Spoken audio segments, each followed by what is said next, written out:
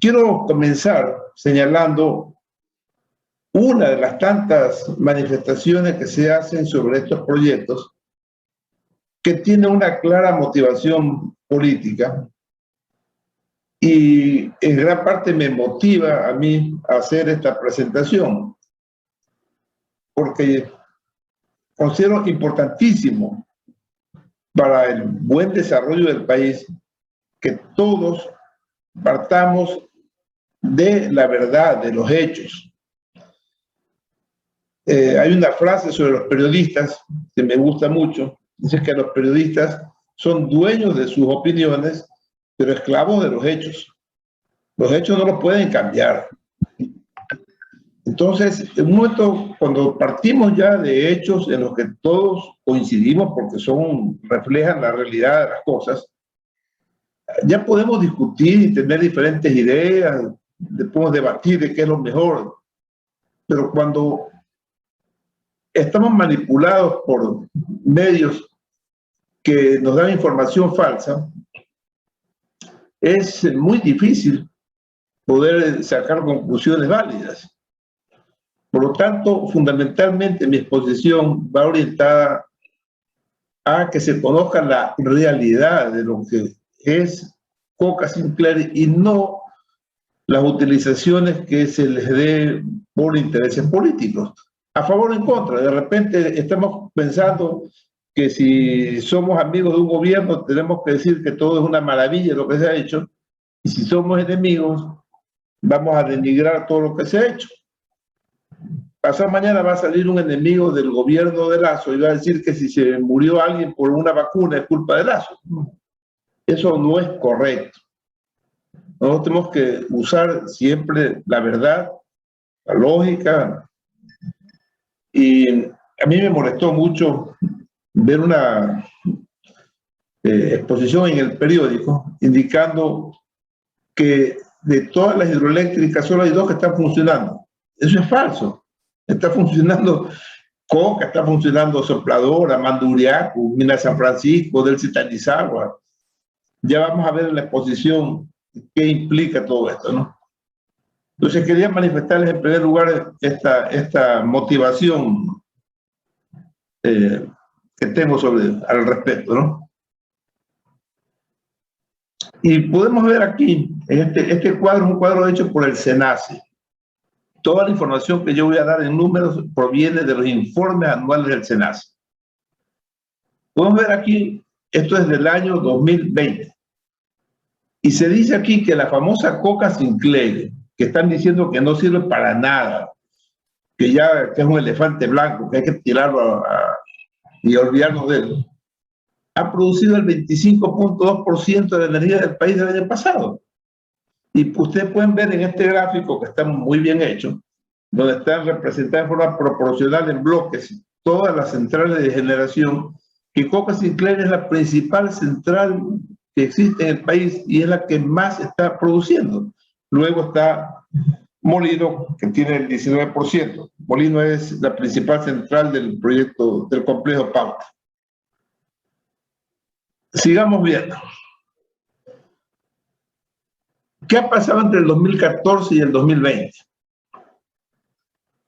En el 2014 se producía energía hidráulica 11.105 gigavatios hora.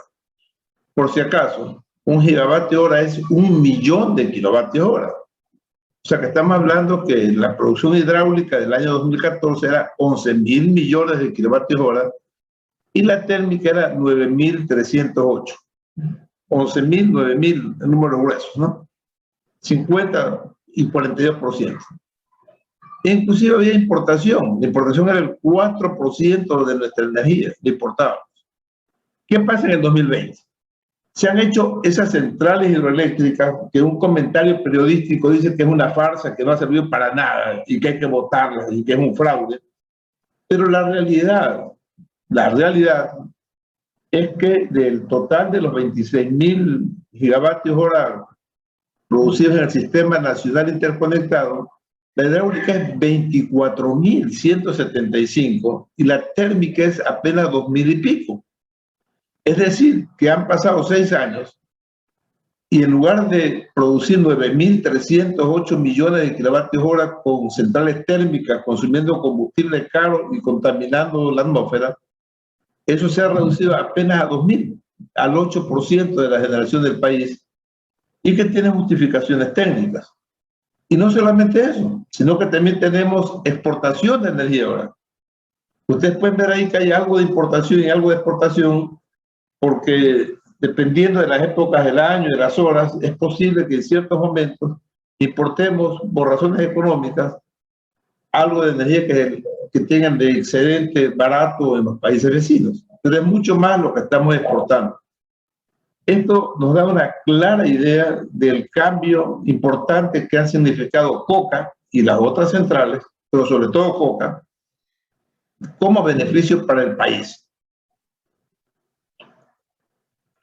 Aquí hay una explicación muy clara, me parece, de qué es el proyecto Coca. El proyecto Coca tiene una presa pequeña, que es una captación donde se capta el agua, e inmediatamente sale de ahí una conducción, un túnel, el número 2, muy largo, al que ya se refirió el ingeniero Centanaro, que conduce hasta un embalse compensador, que está con el número 3. Y este embalse compensador, que no es muy grande, es un laguito realmente, de aquí comienza realmente la caída de 600 metros, aproximadamente, a través de 2 tubos, el número 4. Y ahí se puso un codo para entrar a la casa de máquinas donde están los turbogeneradores con el número 5. Es decir, esa agua que va por los tubos número 4 entra a las turbinas en el número 5 y ahí se produce la electricidad. Y luego es retornada al río. El río da, desde la captación, avanza hacia el norte, tiene otro recorrido, y se encuentra nuevamente con esta agua aquí en la descarga, ¿no? Son las obras fundamentales. A lo que se refería Ítalo con el problema de las fisuras, está justamente en la conexión de los tubos, está con el número 4, a las turbinas que están en el número 5.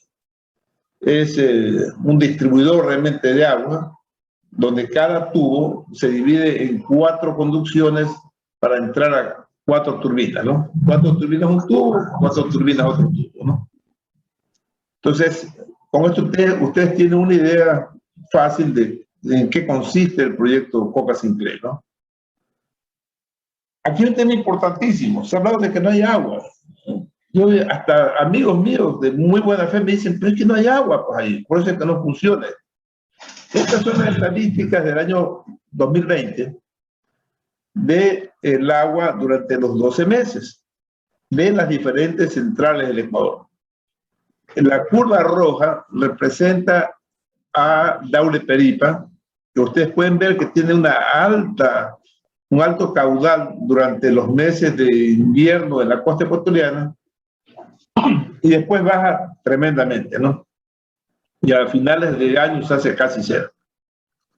La otra línea, esta gruesa que se ve aquí, medio café, esa es la de Coca, que tiene asimismo un comportamiento estacional muy fuerte entre mayo, junio, julio, ¿no?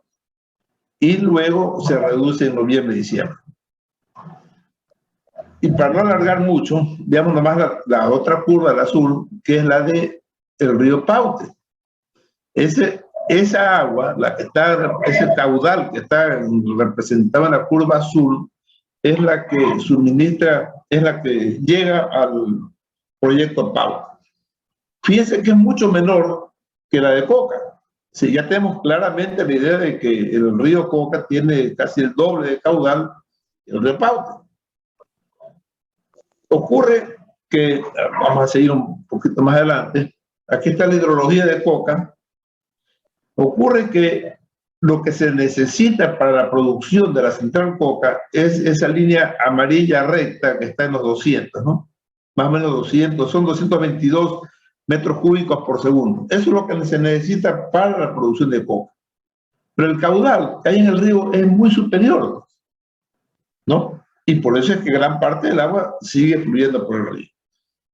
Aquí hay un tema que ya lo trató Ítalo, y es que debido al tema del volcán reventador, algunos temores que había, no se hizo una presa muy grande. Se podía hacer una presa más grande atrás y eso hubiera permitido acumular más agua y jugar más con la hidrología y tener más producción. Se podía haber hecho una central más grande. Entonces es falso que esa central esté sobredimensionada y que debió haberse hecho de 800 megavatios. Eso no tiene sentido. Eso obedece, ya lo explicó aquí Miguel Calorrano hace algún tiempo, a que hace muchísimos años, cuando la demanda del país era 1000 y pico megavatios, no se podía hablar de una central de 1500, pues. De hecho, por ejemplo, Paute, que es de 1100, comenzó con 500. Es por eso que se habló de una central tipo 800, 900. Pero físicamente la capacidad ahí es para mucho más. Inclusive yo me atrevería a decir, no soy experto en dimensionamiento de centrales, pero aparentemente hasta podría ser mayor a los 1500. Pero dejémoslo en 1500 con los 222 metros cúbicos por segundo, que ustedes pueden ver que son absolutamente razonables para dimensionar la central. Ahora bien, la potencia de una central es producto de la altura y el caudal. Eso es todo. Básicamente es lo más importante. Y en base a un caudal de 222 metros cúbicos por segundo y una altura que es la que está establecida desde el embalse compensador hacia las turbinas, los dos tubos verticales, que son de 620 metros, se estableció la potencia de 1500, ¿no? Ustedes pueden ver aquí las estadísticas del 2020. El caudal máximo fue 530, o sea, muy superior a los 822. El mínimo fue 167. Eso significa que no siempre se puede operar al máximo en las centrales. Eso es así en todas las centrales del mundo. Y el caudal promedio durante el año fue 312.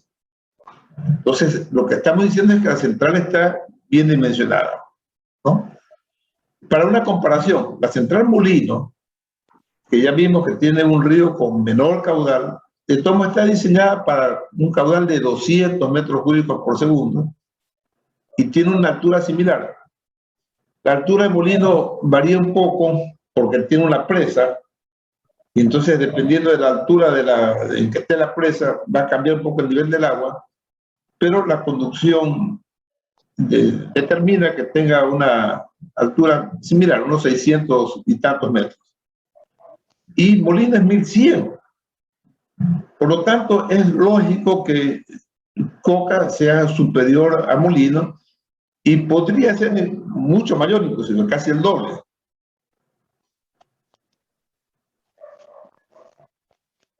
Ahora, hay un análisis que se hizo con la Comisión Federal de Electricidad, yo estuve presente, muy profundo, y hicieron análisis probabilísticos, y llegaron a la conclusión que realmente con los 1200 megavatios prácticamente se obtenía el máximo de producción de energía. Y que si bien es cierto que se podía aumentar a 1500 y a 1800, ya no iba a aumentar mucho la producción de energía, ¿no? Sin embargo, aquí es importante algo que muchos analistas no consideran, y es que una central no solo produce energía eléctrica como si fuera un commodity transable, como si fueran zapatos o frutas, ¿no? No, que la energía eléctrica tiene una característica importantísima, que es necesario que todos lo conozcan, y es que no es almacenable. Pero yo no puedo producir en cualquier momento. Tengo que producir de acuerdo a lo que esté demandando las personas. Es decir, se produce y se consume simultáneamente. El almacenamiento en teoría existe a través de baterías, pero es mínimo, muy costoso. Entonces, fundamentalmente se produce simultáneamente con la demanda. Entonces, eso obliga a que yo no es que pueda producir cuando me da la gana, sino que tengo que producir de acuerdo a la demanda. Entonces, tengo que producir a las 7, 8 de la noche, se produce la máxima demanda en el país. Entonces, a las 3 de la mañana, en cambio, es la mínima, es de madrugada, ¿no? Entonces, las centrales que tienen una presa grande pueden almacenar la energía y pueden jugar con eso y suministrarle la potencia que necesita la población en cualquier momento. Pero a esta central no le ocurre lo mismo. Por ese motivo se justificó subir a 1500 para tener capacidad de potencia, de poder en las horas de máxima demanda atender el requerimiento, digamos, de la población ecuatoriana. En el año 2009 hubo una crisis energética en el país y no se podía atender toda la demanda de las 7 de la noche. Pero era una crisis de potencia. Nos faltaban máquinas, capacidad de máquinas para a las 7 de la noche abastecer a toda la población. Sí había energía, porque había agua almacenada en los reservorios, había combustible en los tanques de las centrales térmicas, pero no había suficiente capacidad de máquina a las 9, a las 7 de la noche. Si hubiéramos tenido 300 o 400 megavatios adicionales, jugábamos con los embalses y podíamos atender esa demanda de potencia. Por lo tanto, un sistema le decimos que es de energía eléctrica, pero también tiene que cumplir con el requerimiento de potencia. Es algo que alguna gente no lo considera y es supremamente importante. Esa fue la razón fundamental por la que el estudio de la CFE recomendó que sea de 1500, pensando no en la producción solo de energía de una central, sino en su inserción en el sistema nacional. Es lo que se llama un enfoque sistémico y no un enfoque individual de análisis de una central. Supremamente importante cuando uno hace una planificación nacional. La planificación que se hace de las centrales hidroeléctricas no obedece a maximizar simplemente la producción de una central, sino a tener el menor costo para toda la población ecuatoriana con el conjunto de centrales. Es un enfoque sistémico, ¿no? Bueno, ¿qué ha pasado del 2016 al 2021 con la Coca Sinclair, que según algunos ya hay que olvidarnos de ese desastre? El desastre de Coca Sinclair, se dice. Bueno, la central Coca Sinclair, en los 5 años, desde el 1 de junio del 2016 hasta el 30 de junio, perdón, desde el 1 de julio del 2016 hasta el 30 de junio del 2021, hace 5 días, ha producido 31.181 gigavatios hora. O sea, 31.000 millones de kilovatios hora. Esa central de Nigra ha producido 31.000 millones de kilovatios hora. De los 127.000 que requirió el sistema. Es decir, ha producido el 24% de la energía que requirió el país. Y la siguiente central en contribuir a abastecer la demanda fue Molino, que produjo 25.286 con una participación del 20%. Ustedes pueden ver año por año, ha ido aumentando la participación de Coca, seguramente se han ido solucionando problemas técnicos que son típicos de una obra cuando recién se inaugura. Y justamente en el año 2021, en los últimos 6 meses, es decir, de enero a junio, ha producido 3.566 gigavatios hora. Esperaríamos que entonces durante el año 2021 se llegue a producir unos 7.000 gigavatios hora.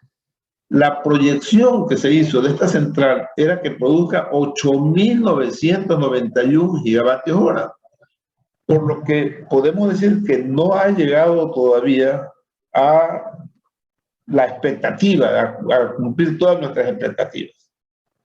Entonces yo puedo decir, señores, esta central ha producido mucho, ha sido un gran apoyo para el país y todavía podemos esperar un poco más. Ojalá se den los 8.991 anuales que están proyectados.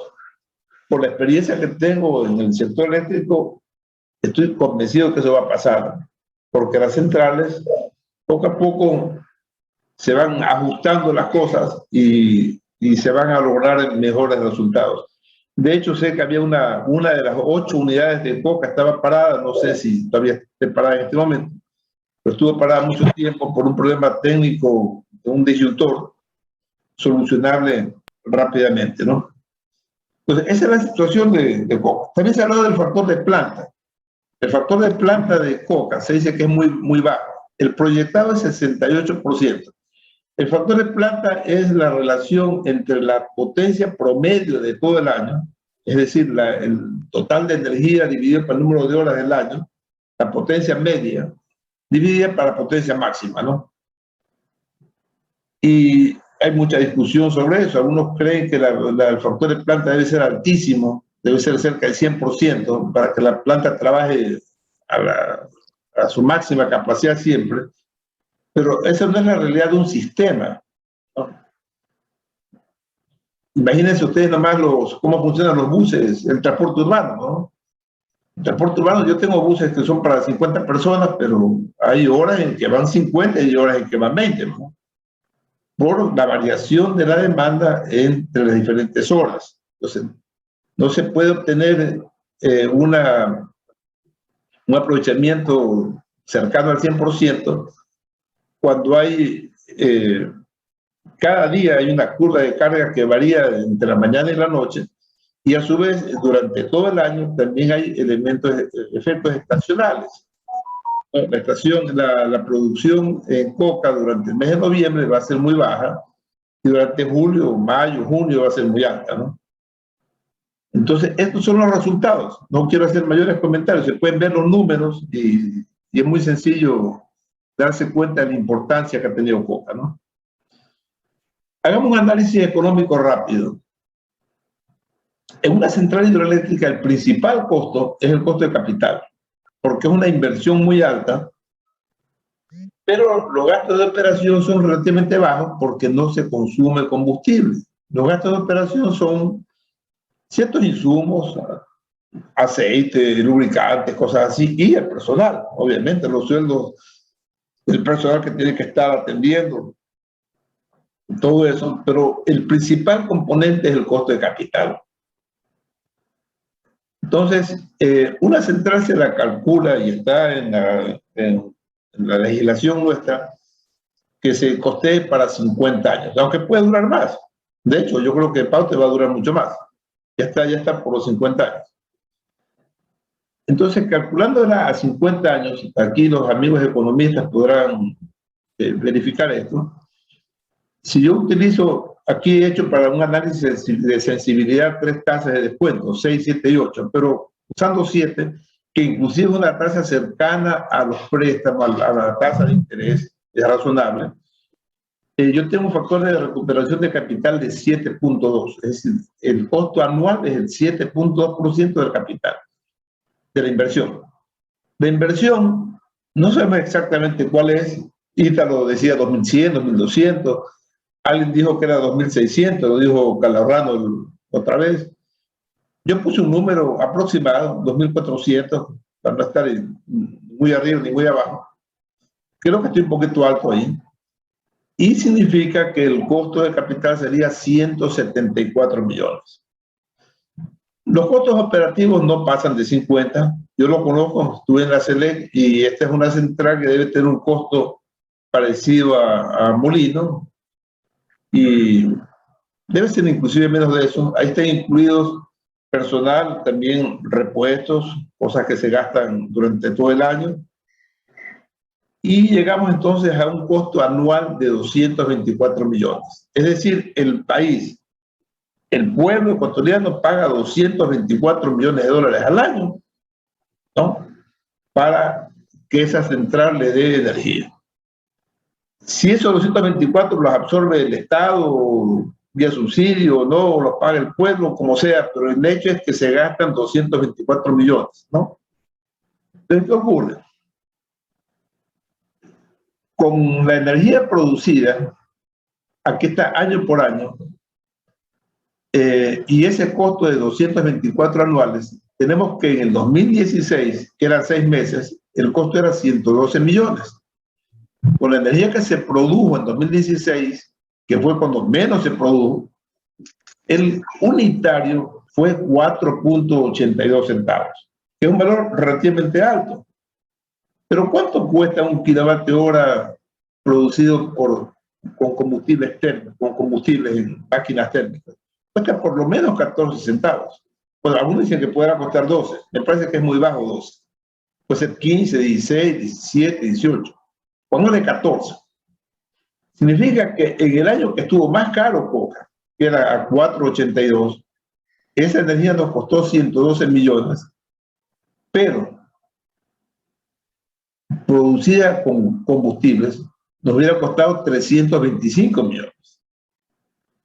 En total, en los 5 años de análisis, ¿no?, tenemos valores de alrededor de 600 millones de dólares de diferencia entre el costo de los 224 anuales de la central Coca y los 800 o 900 millones de dólares que hubiera costado producir con energía. Esto implica, en todo el periodo, en los 5 años que llevamos de Coca, sus 31.181 kilovatios hora, ¿no?, nos han costado 1.120 millones de dólares, ¿no? En los 5 años. Y esos 31.000 millones de kilovatios hora hubieran costado con centrales térmicas 4.000 y pico millones de dólares. Es decir, que tenemos un beneficio de más de 3.000 millones de dólares en 5 años, en una central que costó 2.000 y pico. Es decir, que ya la central que dirigió Ítalo Centanaro ya está pagada, digamos, ¿no? Es decir, que si mañana se destruye, que yo sé que no se va a destruir, ya estaría recuperado el valor. Esa es la verdad. Bueno, rápidamente quería tratar el tema de los problemas estos de los distribuidores, porque tuve ocasión de ver cuál era la resolución. Ingeniero, tiene un minuto. Ya. Bueno, simplemente sobre el tema de los distribuidores, no voy a hacer el comentario al final. La decisión que ha habido de la Junta de Disputas es que Sinohidro debe cubrir los costos y que son superables mediante un procedimiento establecido por TVSUD, que era una compañía, una consultora alemana que se trajo para esto, ¿no?